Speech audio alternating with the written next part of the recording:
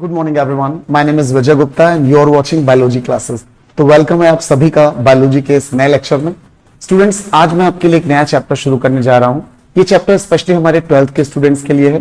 जैसा कि आपको पता है कि आपके 12th क्लास में जो एनसीईआरटी की बुक है वहां पर हमारा चैप्टर नंबर 4 है, that is the reproductive health. तो आज इस लेक्चर में मैं बात करने जा रहा हूं इस चैप्टर के पहले लेक्चर की। इस पूरे चैप्टर को मैं डिटेल में पढ़ाऊंगा आपको और कई सारे लेक्चर्स में ये वीडियोस मैं इसके बनाने वाला हूं, तो मतलब एक सीरीज टाइप की पूरी होगी इस चैप्टर के लिए।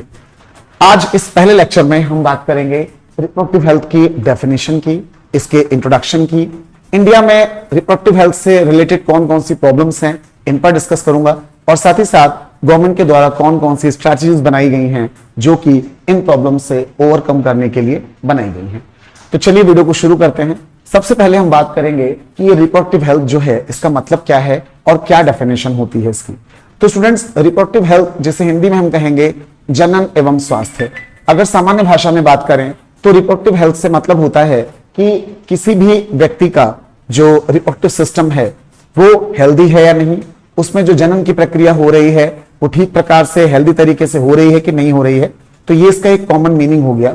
अब यहां पर एक डेफिनेशन लिखी है और वर्ड का मतलब आपको बताया गया है कि द टर्म रिप्रोडक्टिव हेल्थ शब्द का सिंपली रिफर्स, सामान्य तौर पर मतलब क्या है, healthy reproductive organs with normal functions. अगर सामान्य तौर पर हम इस शब्द का मतलब निकालें तो किसी भी व्यक्ति में उसका हेल्दी रिप्रोडक्टिव सिस्टम यानी कि उसका स्वस्थ जनन तंत्र और उससे नॉर्मल फंक्शंस, मतलब किसी का रिप्रोडक्टिव सिस्टम हेल्दी है और नॉर्मल तरीके से काम कर रहा है, फंक्शनिंग कर रहा है, तो इसको हम बोल देंगे रिप्रोडक्टिव हेल्थ। तो ये तो जनरली हमने टर्म का मतलब बताया, और सामान्य भाषा में अगर मैं बोलूं तो किसी भी व्यक्ति के स्वस्थ जनन तंत्र को ही हम रखेंगे रिप्रोडक्टिव हेल्थ के अंतर्गत। अब बात अगर करें एक स्टैंडर्ड डेफिनेशन की जो कि WHO वर्ल्ड हेल्थ ऑर्गेनाइजेशन के द्वारा दी गई है, तो अकॉर्डिंग टू WHO क्या परिभाषा है, reproductive health means a total wellbeing. Reproductive health का अर्थ है टोटल वेलबींग, कहां कहां पर, इन फिजिकल भौतिक रूप से, इमोशनल भावात्मक रूप से, सोशल सामाजिक रूप से, एंड बिहेवियरल और व्यवहारिक रूप से एस्पेक्ट्स इन रिप्रोडक्शन। मतलब रिप्रोडक्शन के अंतर्गत अगर सारे एस्पेक्ट पूरे हो रहे हैं, हर एक लेवल पर रिप्रोडक्शन अच्छा किया जा रहा है, चाहे वो फिजिकल लेवल हो, इमोशनल हो, सोशल हो या बिहेवियरल हो, हर लेवल पर एक वेल बीइंग रिप्रोडक्शन को हम बोलेंगे रिप्रोडक्टिव हेल्थ। तो ये थी एक स्टैंडर्ड डेफिनेशन जो कि WHO के द्वारा दी गई।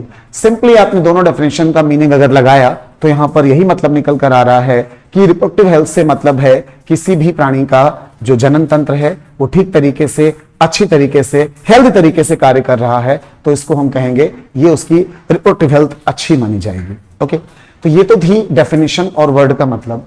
अब इसके बाद आपको बता दूं कि हमारे इंडिया में रिप्रोडक्टिव हेल्थ से रिलेटेड बहुत सारी प्रॉब्लम्स हैं, और इन प्रॉब्लम्स को ओवरकम करने के लिए, इनसे निपटने के लिए गवर्नमेंट के द्वारा समय समय पर कई सारी स्ट्रैटेजीज बनाई गई हैं जिनके बारे में हम यहां पर डिस्कस करने जा रहे हैं। तो सबसे पहले हम बात करेंगे रिप्रोडक्टिव हेल्थ प्रॉब्लम्स यानी समस्याएं एंड स्ट्रैटेजीज और उनके उपचार क्या हैं। तो पहले हम प्रॉब्लम्स को डिस्कस करते हैं one by one, and then इसके बाद हम आपको स्ट्रैटेजीज के बारे में डिटेल में बताएंगे। तो सबसे पहले प्रॉब्लम्स पर आते हैं। सबसे पहली प्रॉब्लम है हमारी ओवर पॉपुलेशन। अगर हम बात कर रहे हैं पॉपुलेशन की, तो ओवर पॉपुलेशन का मतलब आवश्यकता से अधिक जनसंख्या। हम सभी जानते हैं कि इंडिया का सबसे बड़ा प्रॉब्लम क्या है कि यहाँ पर जनसंख्या बहुत तेजी से बढ़ रही है, और इसकी वजह से लगभग लाइफ की हर फील्ड में कई सारी प्रॉब्लम्स होती हैं। तो हम चूंकि बात कर रहे हैं रिप्रोडक्टिव हेल्थ की, तो यहाँ पर भी इतनी ज्यादा ओवर पॉपुलेशन होने की वजह से सभी को मेडिकल फैसिलिटीज अच्छे से नहीं मिल पा रही हैं, जिसकी वजह से उनकी रिप्रोडक्टिव हेल्थ खराब हो रही है। तो ये हमारे इंडिया का सबसे मेजर प्रॉब्लम है, ओवर पॉपुलेशन। सेकेंड प्रॉब्लम की अगर मैं बात करूं तो अर्ली मैरिजेस। हमारे इंडिया में कई ऐसे क्षेत्र हैं जहां पर अभी भी बच्चों की जल्दी शादी कर दी जाती हैं, जैसे ही वो सेक्सुअली मैच्योर होते हैं, मतलब जब प्यूबर्टी का टाइम होता है। प्यूबर्टी हो सकता है कुछ स्टूडेंट्स के लिए शब्द नया हो, तो आपको बता दूं कि हमारे इंडिया के हिसाब से 12-13 साल की जो एज होती है वहां पर मेल और फीमेल की बॉडी के अंदर चेंजेस शुरू हो जाते हैं, जिनको हम हिंदी में कहते हैं यौवनारंभ, यानी यौवन का आरंभ, और इंग्लिश में इसके लिए टर्म आता है प्यूबर्टी।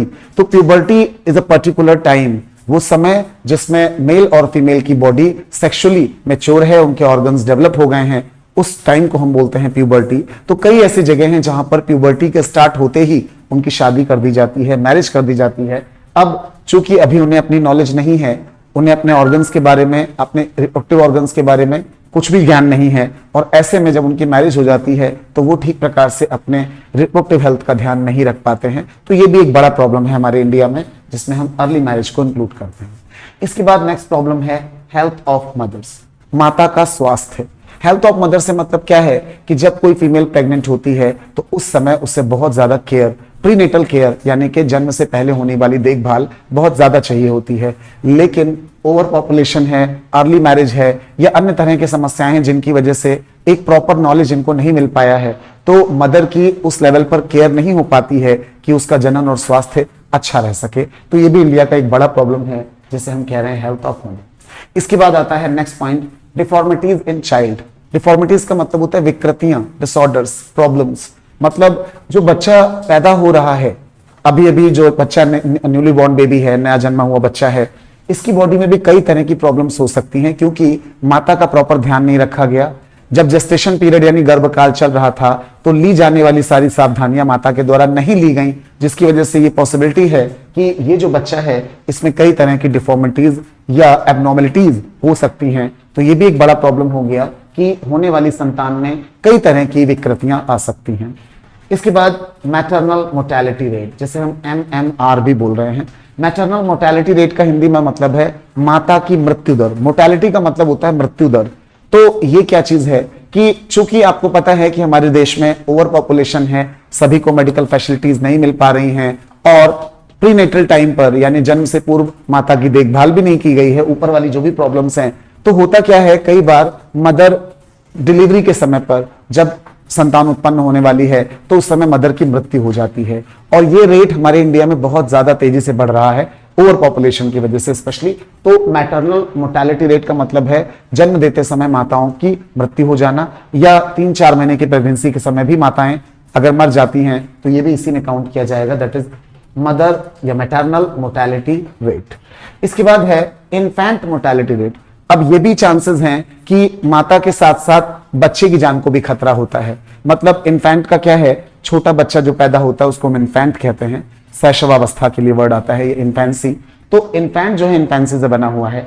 इन्फेंट मोर्टेलिटी रेट का मतलब ये है कि जन्म देते समय बच्चे में भी कई तरह की प्रॉब्लम्स हो सकती हैं। कई बार ठीक से ध्यान ना रखने की वजह से जब उसका जेस्टेशन पीरियड चल रहा है, माता ने कोई ऐसी दवाई खा ली जो उसको सूट नहीं कर रही है, तो भी बच्चे की मृत्यु हो सकती है जन्म से पूर्व ही, या जन्म के बाद बच्चा बहुत कमजोर हो रहा है तब भी उसकी मृत्यु हो सकती है। तो ये कई दिक्कतें हैं जिनकी वजह से नवजात शिशु मर जाते हैं और ये कंडीशन कहलाती है इन्फेंट मोर्टेलिटी रेट यानी कि IMR।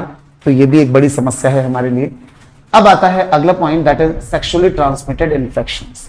अब चूंकि हमें अपने रिप्रोडक्टिव ऑर्गन्स की बहुत कम एज में ठीक तरह से जानकारी नहीं है, तो कई बार हमारे अंदर सेक्स से संबंधित कई प्रकार के इन्फेक्शन, कई प्रकार की बीमारियां जैसे गोनोरिया, सिफिलिस, एड्स, इस तरह की बीमारियां भी हो सकती हैं। कई इन्फेक्शंस फैल सकते हैं और कई बार वो इन्फेक्शन इतने घातक हो जाते हैं कि बच्चे और मदर दोनों की जान ले सकते हैं। तो यहां पर भी इस प्रॉब्लम की वजह से भी रिप्रोडक्टिव हेल्थ अच्छी नहीं हो सकती। तो हमें इसके बारे में जानकारी होनी चाहिए, लेकिन प्रॉपर जानकारी ना होने की वजह से हमें सेक्सुअली ट्रांसमिटेड इन्फेक्शन से खतरा होता रहता है।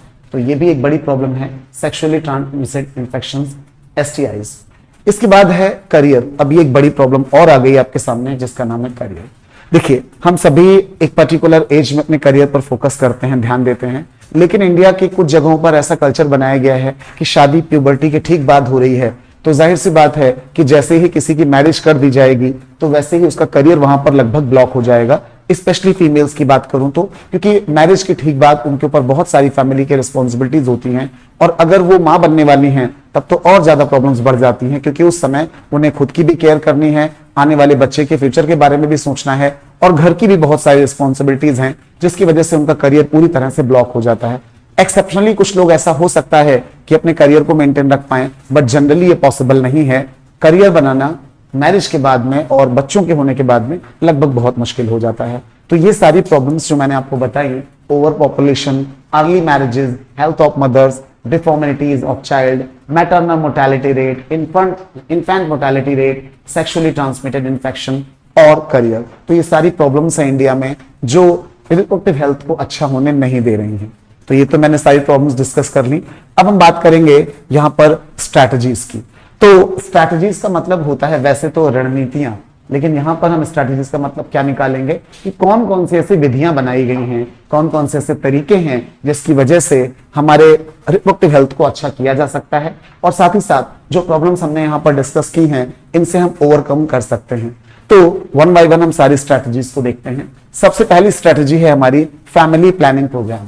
फैमिली प्लानिंग प्रोग्राम जिसे हम कहेंगे हिंदी में परिवार कल्याण योजना, ये हमारी गवर्नमेंट के द्वारा, हमारी भारत सरकार के द्वारा 1951 में शुरू की गई और 1978 में इसका नाम चेंज करके परिवार Kalyan Yojana, family welfare programme रख दिया गया।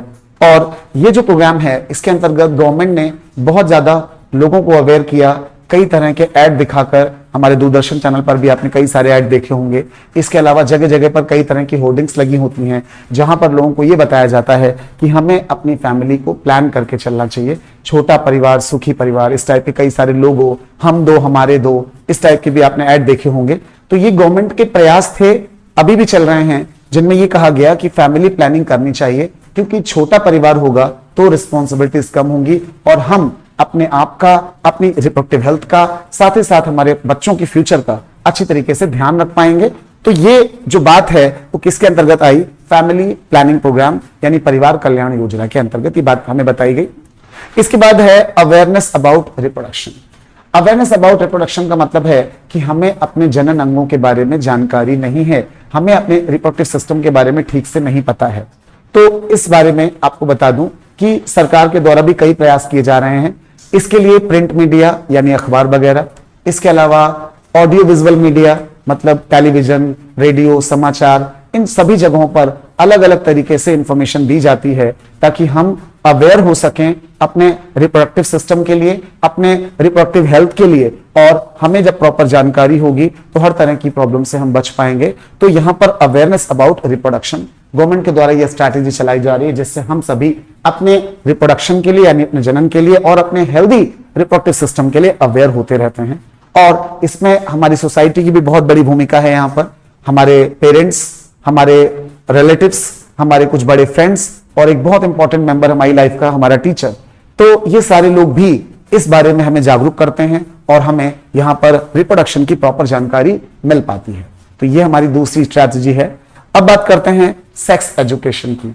तो स्टूडेंट्स, जब बात होती है सेक्स एजुकेशन की तो हमारे इंडिया में सेक्स एक ऐसा टॉपिक है जिस पर लोग बात नहीं करना चाहते, लेकिन आपको इसके बारे में पता होना चाहिए। इस बात को सभी एक्सेप्ट करते हैं, बट इस टॉपिक पर हम जनरली बात नहीं करते। आपने कई बार नोटिस किया होगा कि हमारे घरों में कई जगह पर जो फैमिलीज थोड़ा ज्यादा पिछड़ी हुई हैं, टीवी पर किसी भी तरीके का सेक्स रिलेटेड ऐड आता है तो पेरेंट्स वहां से उठकर चले जाते हैं, कोई रिमोट से चैनल को चेंज कर देता है, और इस तरीके की एक्टिविटीज हम करते हैं क्योंकि हम इस पर बात नहीं करते। हमारी सोसाइटी भी इस पर बात नहीं करना चाहती, और कोई भी अगर बात हम किसी टॉपिक पर नहीं करेंगे तो जाहिर सी बात है कि उस टॉपिक के बारे में हमें नॉलेज नहीं होगा।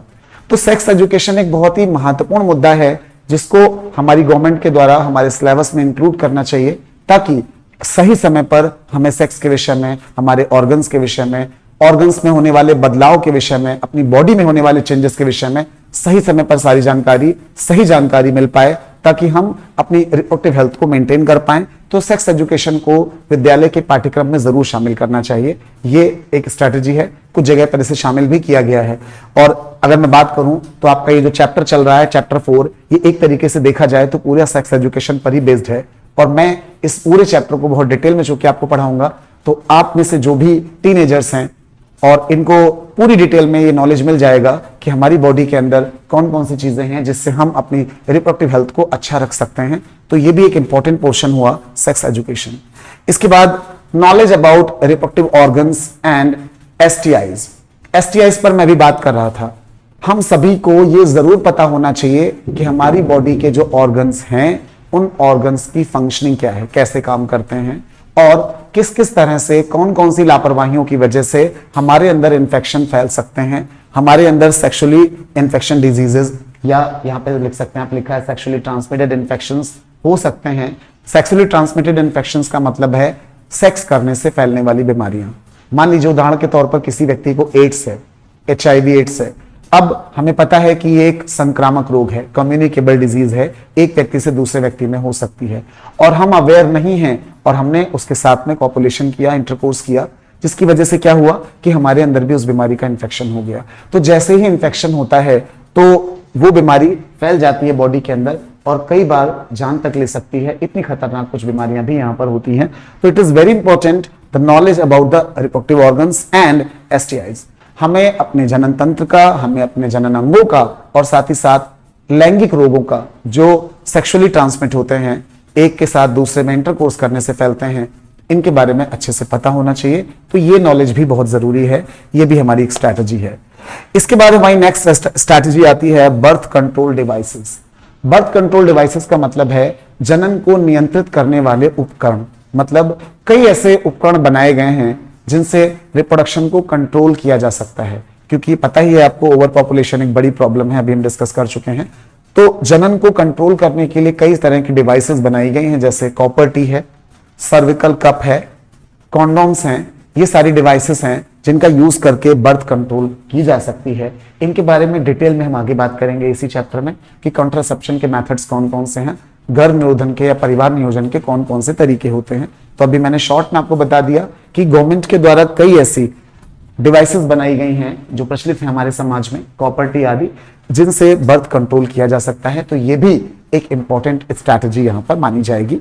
इसके बाद हम बात कर रहे हैं students prevention of sex abuse and sex related crime की। इसका मतलब स्टूडेंट्स क्या है, prevention of sex abuse and sex related crime. जैसे कि हमारे अंदर अगर अवेयरनेस नहीं है, जागरूकता नहीं है, तो हमारे समाज में चूंकि ओवर पॉपुलेशन है, सभी अपना ध्यान नहीं रख पा रहे हैं, तो यहां पर सेक्स अब्यूज और सेक्स रिलेटेड क्राइम हो रहे हैं। आप सुनते होंगे आए दिन हमारे समाज में बहुत सारे सेक्सुअल अब्यूजेस, इस तरह के केस होते हैं और साथ ही साथ सेक्स रिलेटेड क्राइम, रेप वगैरह इस तरह के केसेस भी होते हैं, क्योंकि हम नहीं जानते हैं अपनी बॉडी के चेंजेस के बारे में, अपनी बॉडी के ऑर्गन्स के बारे में।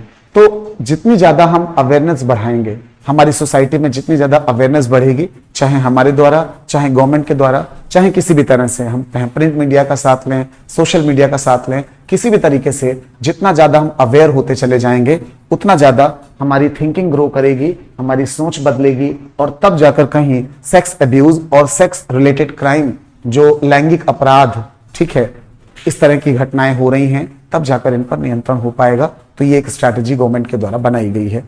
इसके बाद है रिसर्च इन रिप्रोडक्टिव हेल्थ एरियाज। रिसर्च का मतलब होता है शोध। तो जनन और स्वास्थ्य के क्षेत्र में शोध करना। रिसर्च का मतलब क्या है कि लगातार हमारी गवर्नमेंट यहाँ पर रिसर्च फील्ड में काफी पैसा खर्च कर रही है और कई सारे वैज्ञानिक लगे हुए हैं रिसर्च फील्ड में, जो रिप्रोडक्टिव हेल्थ को और ज्यादा मेंटेन करने के लिए नई नई खोजें कर रहे हैं, नई नई डिवाइसेस बना रहे हैं। और यहां पर आपको बता दूं कि लखनऊ में स्थित है CDRI, central drug research institute. वहां पर अभी हाल में ही सहेली नाम की कॉन्ट्रासेप्टिव पिल्स, गर्भ निरोधक गोली डेवलप की गई है, जो महिलाओं में गर्भ को रोकने के लिए काफी प्रभावी मानी जा रही है। और एक तरीके से देखा जाए तो हम कह सकते हैं कि हम रिसर्च कर रहे हैं किस एरिया में, रिप्रोडक्टिव हेल्थ के एरिया में। तो रिप्रोडक्टिव हेल्थ के एरिया में रिसर्च को हमें प्रमोट करना है, ताकि और इस तरीके के डिवाइसेस आएं और हम अपनी रिप्रोडक्टिव हेल्थ को और अच्छा कर पाएं। इसके बाद स्टूडेंट्स हमारा नेक्स्ट पॉइंट आता है मेडिकल फैसिलिटीज। मेडिकल फैसिलिटीज का मतलब चिकित्सीय सुविधाएं। गवर्नमेंट आए दिन लगातार हर एक हॉस्पिटल में, छोटे छोटे जगहों पर, चाहे वो गांव का एक छोटा सा सामुदायिक केंद्र हो या किसी बड़े शहर का एक बड़ा सिटी हॉस्पिटल, तरह तरह की फैसिलिटीज प्रोवाइड की जा रही हैं, ताकि सभी को सही समय पर उपचार मिल सके। कोई फीमेल प्रेग्नेंट है तो सही समय पर उसकी डिलीवरी हो सके, उसको अगर किसी तरह की प्रॉब्लम है तो डॉक्टर उसको पूरी तरह से सॉल्व कर पाए। इसके लिए जो भी फैसिलिटीज चाहिए वो सारी हॉस्पिटल में गवर्नमेंट के द्वारा प्रोवाइड कराई जा रही हैं। तो मेडिकल फैसिलिटीज जितनी ज्यादा हमारी कंट्री में बढ़ती चली जाएंगे, उतना ज्यादा हमारी रिप्रोडक्टिव हेल्थ अच्छी होती चली जाएगी, क्योंकि कई बार मेडिकल फैसिलिटीज के अभाव में कई फीमेल्स की जो प्रेगनेंसी है वो समाप्त हो जाती है, सही टाइम पर डिलीवरी नहीं हो पाती है, तो कई तरह की प्रॉब्लम्स हो सकती हैं। मदर की मोर्टेलिटी या बच्चे की मोर्टेलिटी रेट, मृत्यु दर बढ़ जाती है। तो ये सारी प्रॉब्लम्स कब आती हैं, जब मेडिकल फैसिलिटीज का अभाव होता है। लेकिन गवर्नमेंट के द्वारा लगातार प्रयास किया जा रहा है जिससे हमारे इंडिया में, हमारे कंट्री में मेडिकल फैसिलिटीज और ज्यादा इंप्रूव हो और लोगों की जान ज्यादा बचाई जा सके और साथ ही साथ उनकी रिप्रोडक्टिव हेल्थ को मेंटेन रखा जा सके, मदर और बच्चे दोनों को बचाया जा सके। इसके बाद हम लास्ट में आते हैं एमनियोसेंटेसिस। एमनियोसेंटेसिस जैसे हिंदी में हम उल्ल भेदन कहते हैं, ये एक ऐसी टेक्निक है जिसके द्वारा जन्म से पूर्व ही बच्चा जो माता के गर्भ में पल रहा है उसके बारे में हम ये जान लेते हैं कि उसे कोई आनुवंशिक रोग तो नहीं है, किसी तरह के जेनेटिक डिसऑर्डर, जैसे आपने कई सारे आनुवंशिक रोगों के बारे में पढ़ा, Turner syndrome, Klinefelter syndrome, Down syndrome, ये कुछ ऐसे आनुवंशिक रोग हैं जो जन्म लेने के बाद हमें पता चल पाते हैं और तब कुछ नहीं किया जा सकता। ऐसा बच्चा समाज में परेशान रहता है, खुद के लिए भी और परिवार के लिए भी, दोनों के लिए एक परेशानी बन जाती है। तो इससे बचने के लिए एमनियोसेंटेसिस एक ऐसा टेस्ट डेवलप किया गया है जिसके द्वारा जन्म से पूर्व ही माता के शरीर से एमनियोटिक फ्लूइड निकाला जाता है। एमनियोटिक फ्लूइड क्या होता है? जब बच्चा माता के गर्भाशय में होता है तो उसके आसपास एक लिक्विड भरा होता है जिसे हम कहते हैं एमनियोटिक फ्लूइड। एमनियोटिक फ्लूइड को निकालकर एक सिरिंज की मदद से, साथ ही साथ अल्ट्रासाउंड कैमरे के गाइडेंस में एमनियोटिक फ्लूइड को बाहर निकाला जाता है और उस एमनियोटिक फ्लूइड में बच्चे की बॉडी की सेल्स तैर रही होती हैं जिन्हें फेटल सेल्स कहते हैं। इन सेल्स को हम ऑब्जर्व करते हैं, इनके डीएनए को ऑब्जर्व करते हैं और उनके डीएनए को देखकर हमें यह पता चल जाता है कि बच्चे में कोई प्रॉब्लम तो नहीं है। इस तरीके से एमनियोसेंटेसिस की मदद से हम जन्म से पूर्व इसके आनुवंशिक रोगों को जान लेते हैं। एमनियोसेंटेसिस की मदद से यह भी पता चल जाता है कि जो बनने वाला एम्ब्रियो है, जो बच्चा माता के गर्भ में पल रहा है, वो मेल है या फिर फीमेल है। तो मेल फीमेल की जानकारी भी हो जाती है। इसी वजह से कई कंट्रीज में इसका मिसयूज किया जाता है।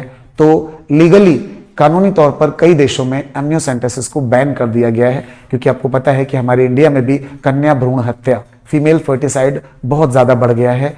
लोग जैसे ही प्रेगनेंसी 3-4 महीने की होती है टेस्ट कराते हैं और टेस्ट करा के अगर पता चल जाता है कि फीमेल है, लड़की पैदा होने वाली है, तो उसे मार दिया जाता है। ऐसा कई जगहों पर देखा जाता है, हम लोग आए दिन सुनते रहते हैं इस चीज को। तो फीमेल फर्टिसाइड यानी कन्या भ्रूण हत्या को रोकने की वजह से इस टेस्ट को कई कंट्रीज में लीगली बैन कर दिया गया है। हमारा भारत भी उसी में से एक है, क्योंकि यहाँ पर भी कन्या भ्रूण हत्या बहुत ज्यादा होती है। तो एमनियोसेंटेसिस के द्वारा भी हम जान सकते हैं कि कोई प्रॉब्लम है, और अगर कोई जेन्युइन प्रॉब्लम है, मतलब बच्चे को अगर कोई आनुवंशिक रोग है वाकई में जिसे ठीक नहीं किया जा सकता जन्म के बाद, उस स्थिति में अबॉर्शन कराना ठीक रहेगा, क्योंकि ऐसा बच्चा पैदा होने के बाद खुद भी जीवन भर परेशान रहेगा और फैमिली के लिए भी एक परेशानी का सबब बनेगा। तो वो ठीक नहीं किया जा सकता, तो उस कंडीशन में अबॉर्शन की सलाह डॉक्टर दे देते हैं। तो ये कुछ स्ट्रैटेजीज थी जिनको अपनाकर हम अपनी रिप्रोडक्टिव हेल्थ को अच्छा रख सकते हैं। तो इस लेक्चर में हमने डिटेल में बात की कि रिप्रोडक्टिव हेल्थ क्या होती है, क्या डेफिनेशन है इसकी, साथ ही साथ हमारे इंडिया में कौन कौन सी प्रॉब्लम्स आती हैं रिप्रोडक्टिव हेल्थ के केस में, और इनसे निपटने के लिए कौन कौन सी स्ट्रैटेजीज बनाई गई हैं जिनको फॉलो करके हम अपनी रिप्रोडक्टिव हेल्थ को अच्छा कर सकते हैं। अगली वीडियो में मैं आपको एमनियोसेंटेसिस के बारे में डिटेल में पढ़ाने वाला हूं। इसका डायग्राम बना के, एक इसका डिटेल में प्रोसीजर बता के मैं आपको एमनियोसेंटेसिस पढ़ाऊंगा और स्टेप बाय स्टेप आपको इस चैप्टर के लगभग सारे टॉपिक्स में कवर करूंगा। तो इस वीडियो में फिलहाल इतना ही। कमेंट सेक्शन में मुझे जरूर बताइएगा वीडियो आपको कैसा लगा है और क्या इसमें और हो सकता था, ये भी मैं चाहूंगा आप मुझे सजेस्ट करें। यहाँ पर फिलहाल इतना ही। Thanks for watching, have a good day.